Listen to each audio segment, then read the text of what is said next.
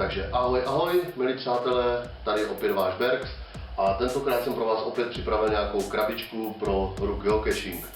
Tentokrát je to obyčejná klasická ptačí budka. Co k tomu dodat? Ptačí budka. Jednoduchý. Dovnitř se dostanete tím, že si otevřete tady tlačítko, když se vás takhle otevře. Tady vevnitř vidíte apoštola, panenku Marii, nechám na každém uvážení. Je to pro jednu cache, která je udělaná pro, řekněme, zaměření 12 apoštolů zlatých soch, které jsou umístěny údajně ve veří. Jestli jsou, nejsou, nechám potom, ať se podíváte na listingu a na vašem vlastním uvážení. Tahle cache slouží jako schránka pro jednu cache, kterou už tady mám vlastně na YouTube natočenou, je to cache posouvací. Znáte, koho bude přesně zajímat, jakým způsobem funguje tahle rovnou krabička.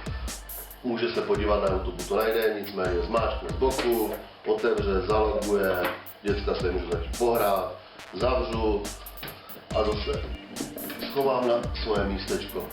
Jak to v cache vypadá, jak jsem tuhle cache vyráběl, vám ukážu na konci tohoto videa. Mějte se hezky a díky za sledování. Ahoj. Takže se zkusíme podívat dovnitř. Jak to vypadá, zkusíme přisvítit.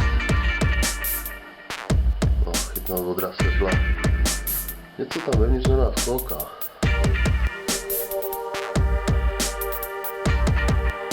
Dobře.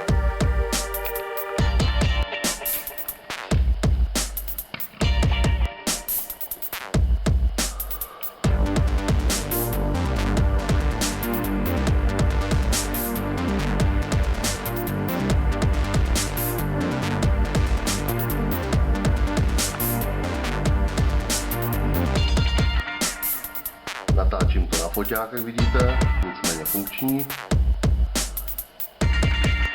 Ahoj, ahoj mami, ahoj, jsem na video.